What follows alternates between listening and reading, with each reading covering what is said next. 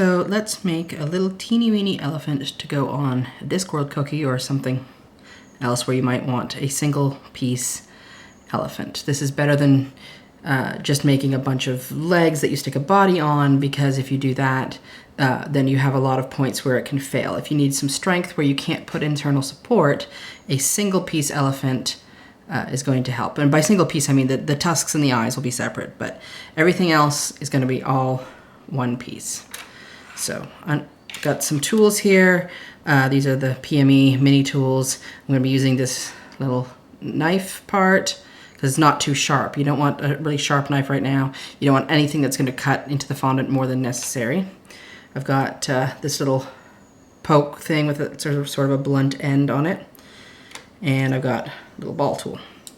I've also got brush, a little bit of water in a cup, that's to put the eyeballs and tusks on at the end.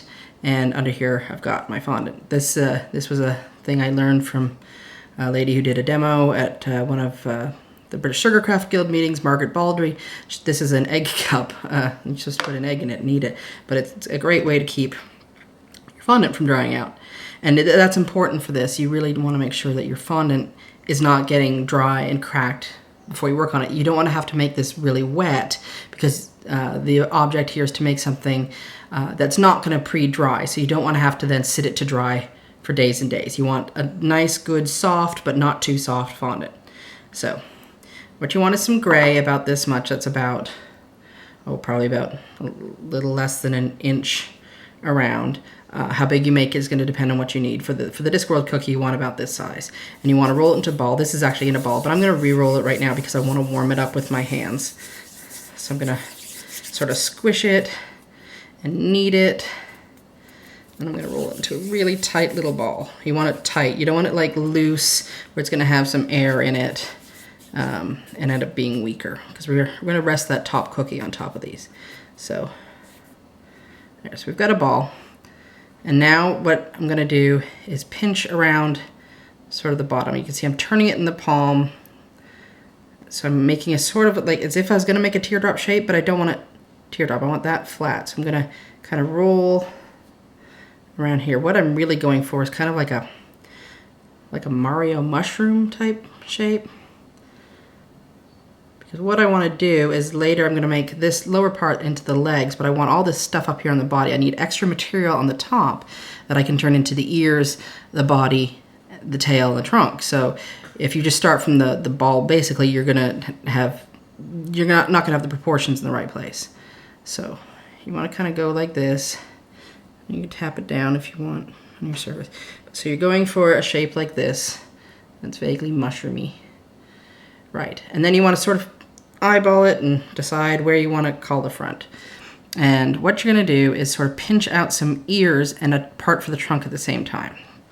So you can see how I'm pinching to the sides here. I'm going to kind of push it down and pinch. Okay, and what that's done is it started to create this sort of vaguely facey sort of shape.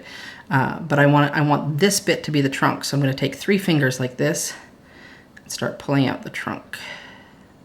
And I'm going to come back here and pinch these ears some more. And you can see I'm smoothing the leg. As I go, I'm kind of, munging up the legs. So I'm going to keep coming back. I'm going to work this trunk, work the ears. See how I'm working it little by little.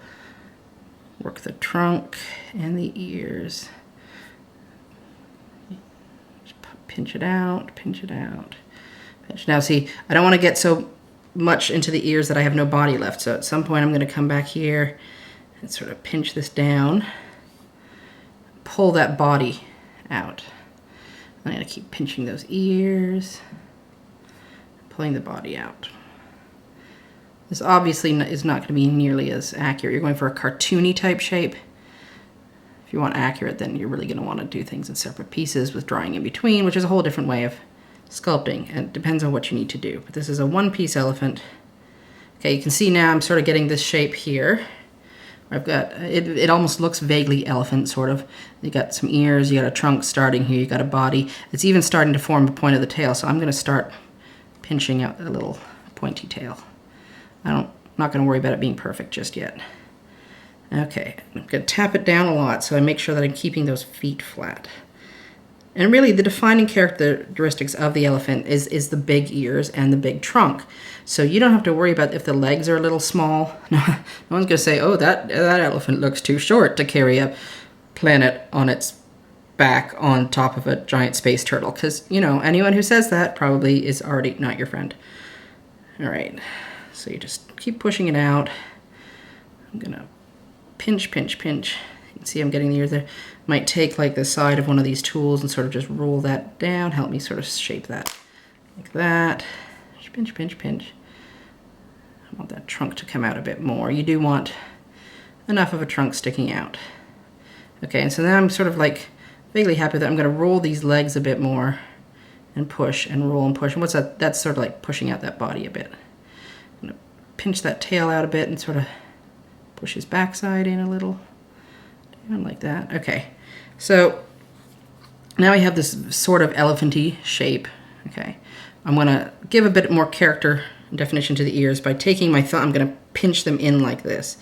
So by going inward like that and curving them around my thumbs, I'm flaring out the edges to be a bit thinner. I'm pushing more of that material back actually into the body, which bulks the body up a bit. Okay, my thumbnail got in there a bit, but that's fine. You can call it a wrinkle. Elephants are wrinkly. All right. Okay, so now you have sort of a vague elephant shape. I'm going to roll that trunk a little. Just look at that. I'm holding it right between and just rolling that. So I made it round because it was sort of triangular from pinching. And I'm going to take this tool and I'll pop it right in the trunk. You don't have to go all the way in. It's going to squish your trunk if you're not careful. So you see, just poke right in there. You just want it to suggest the opening. Okay, if you really want to be fancy, you can make lines on the trunk, but I'm not even going to bother with that. We're going to pinch the every time you do something, it's going to push it a little bit out of shape, and that's fine. Just readjust it. Then I'm going to take the ball tool. I'm just going to make some indentations on either side for the eyes.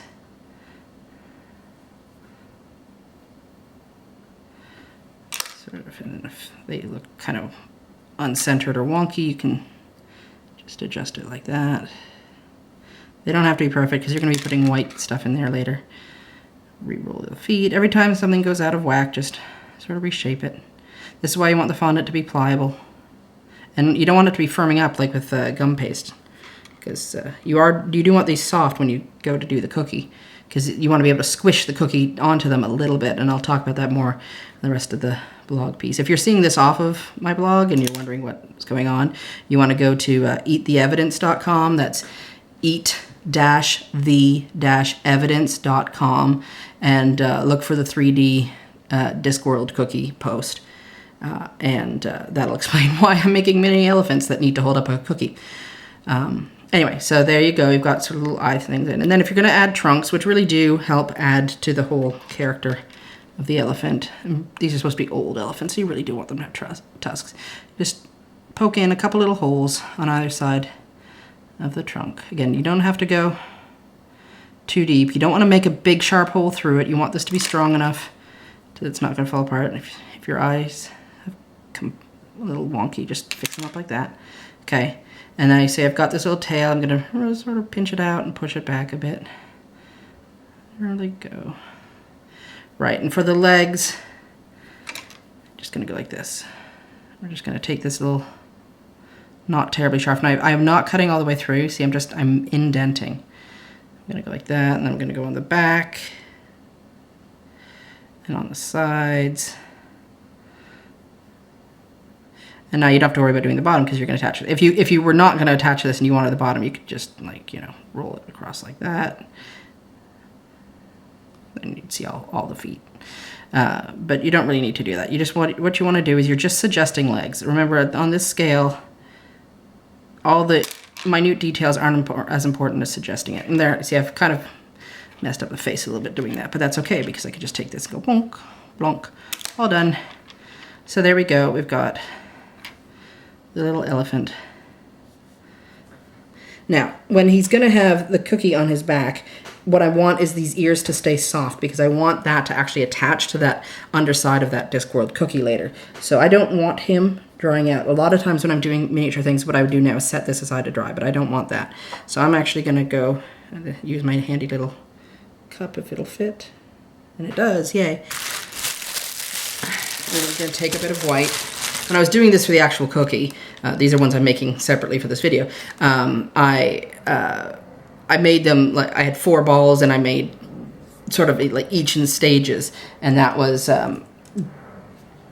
while one would be sitting, the next one would go. And so it was okay to just sort of keep going and make them stages. This one's gonna be a bit soft when I do the trunks and eyes in a minute. And toes, I guess you can do little toes. The toes are kind of insane. Like, you may actually not want to use fondant. You may want to use white sprinkles. You may want to skip the toes. But I'll do them right now so you can see them. But so you just want like a very small amount of white. Again, warm it up. It's cold in here right now. It's raining. It's a cold August day in Cambridge, and that's why I like it here, because I like that it's cool. I like that it's not hot. I like that I have windows open. Okay, so let's start with the trunks are the most likely to get messed up. The eyeballs are going to be a bit more forgiving. So let's start with the eyes. And I should cover that back up. Okay, so if you've seen my blog before, you know that one of the tips I teach for how to make 2 even balls is you take about the material you want. I want some big bug eyes on this guy, so they're going to be fairly large. And you make like a little sausage, sort of a flat on both sides, because then if you cut the sausage in half, you're going to get 2 about the same size, compared to then if you just take your lump and you try and break some chunks off, you're always going to get this thing like, oh, that one's a bit bigger, okay, and then you're going to want to pass it over, and then you're going to go, oh, no, that one's a bit, and that's really annoying and tedious. So just make a sausage, cut it in half, then you get 2 about the same size. And let's put that on him, or her. I honestly can't remember from the books if they are gendered. So we're just going to put a bit of water. Probably actually don't need it. The fondant is soft enough, and it's raining, so. But you're just going to pop. Pop. So squish them in. Okay, little eyes. And then for the little trunks, actually I might not cover it this time. Little trunks, same thing. You want 2 even size. So think about what you want, about twice as much. Depends on how big you want the trunks to be. You can always cut them shorter later. And again, make a little sausage. Cut it in half. And then you're just gonna make little, you know, elongated teardrops. Actually, that was probably too big. Yeah, that's huge. Might just take a pinch off of that. Do that again, smaller. You have to remember to account for that some of it's going into there, but so you have to make that small enough that it's going to fit in that hole. You can't jam it in there, but you want to make it long enough that it's not just like sticking out the hole like a tiny little peeking bit. Right, there we go. That's probably going to be about right. So just making some elongated tusks. I'm actually going to let those sit and firm up for a second. While we go crazy and do the toes. No, well, yeah. See, sometimes you have to decide what's going to fit better. You can get that trunk out of the way. If it starts, if the hole starts to close, just pop that back in there and open it up. You can, and remember, there's a lot of character you can make in these things, like which direction they're looking, which we'll get to in a second with the pupils, whether the trunk is up or down. When you're doing little characters like this, remember their body position says a lot about their mood and what they're looking at and things like that. Let's go ahead and put the tusks in, sorry. Okay, so I just put a tiny bit of water. Don't need much. And I'm just gonna pop that. Don't worry about the direction as you put it in, because it's not gonna obey you very well. Put it in, and then you can turn it, because this is very soft right now. And very fiddly. I like to use paintbrush sometimes as a gentle pushing tool, where my giant fingers don't want to go. See, I'm not painting it. What I'm doing is I'm just smushing gently. Okay, so now I've got tusks in. I'm just going to curve them up now. I'm going to use the brush to do that instead of my fingers. There you go, little tusks. Right, let's do some little toes. This is just like crazy tiny, so if this drives you crazy, like I said, get some little white sprinkles and you can stick those on. You can do that for the blacks of the eyes too. You can put little sprinkles on, or poppy seeds. I think I did poppy seeds actually on the one that's on the blog. So anyway, I'm gonna make a tiny little thing like that. No, smaller. Let's go smaller, smaller, smaller, smaller. You want to try and fit 3 toes per foot, which there's no biology there. It's just 2 looks weird, and 4 is going to be a pain. So go for like the Simpsons fingers sort of thing. 3. All right, see, I made a tiny little snake, and that's just so I can cut little bits. I'm just cutting little tiny, tiny, tiny bits. I'm not even sure if you can see if the camera's going to even pick that up. Those ones are sticking together, so I'm just going to just call that one toe then. Just making tiny little balls off of a little stick here. And don't worry about these being even. That's honestly, no one's going to look and say, the toes are uneven. What they're going to look and go is, oh my god, I can't believe you put toes on it. Just make a bunch.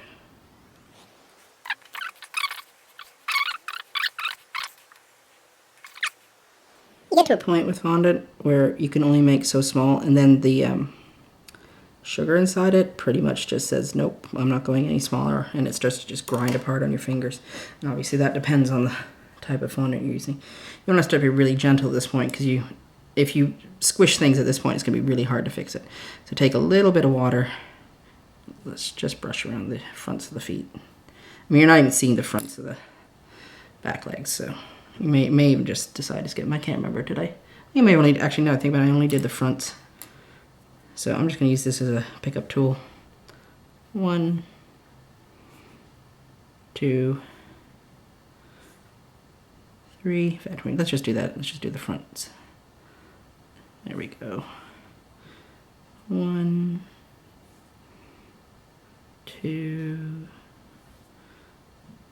I actually have a sticky pickup tool, but that's across the room, so this will do it. This guy. All right, tiny little toes. Maybe I'll put 1, since I made more on the sides here. Sort of suggests that they have feet tucked in, but you don't have to do that. It just depends on how crazy you feel. This body is sort of puffed out a bit, but that's the other thing. It's going to be hidden by the cookie. All right, so then you'd want a little bit of black, or like I said, poppy seeds or little dark sprinkles. They don't have to be black. They can be any color you want, really, but black is easy. So I'm just going to make tiny little dots. I'm not even bothering to make the sausage at this point because they don't have to be perfectly the same. Although I am deciding that one's a little too small. When I used the poppy seeds last time, they looked really panicked, which I thought was funny because I'd be kind of panicked if I was flying through space with a planet on my back. But then I'm not an elephant, so what do I know? All right, so we're gonna just take off a bit of water because you don't want it sopping. At this scale, if you put too much on, it really can get sopping very quickly. So again, we're just gonna plonk that. Let's put them sort of in the middle and dry off my brush. Just use that to push that on. Okay, oh, he's got a little Cookie Monster eye, isn't he? Let's see if we can bring this eye down. Remember that with your eye placement. Always look at them. If they don't look like they're looking at something, unless it is Cookie Monster, then totally make his eyes wonky because that's one of the hallmarks of Cookie Monster, of course. But these are not Cookie Monster, they're just space elephants. Alright, so I'm just sort of evening up the eye with the paintbrush. So these pupils are a lot bigger than the ones I made originally because they're not poppy seeds. But there you go. So you've got a tiny little elephant, he's got little toes, he's got a little trunk, he's got a little back. So you would make 4 of these if you were making the Discworld cookie, And then we would be putting, I'll show you in the rest of the blog how you then, you're basically going to join their tails together. It's going to make them strong on top of the cookie, and then the cookie's going to sit on top. So you don't have to worry that this looks a bit funny here, the body shape, because that's going to be covered with the cookie. All people are going to be able to see are the fronts and the sides. And really the tails are just kind of, because they're there. It's a good way to join them. So there you go. A tiny little, I'll set them up like this so you can see at the end of the video.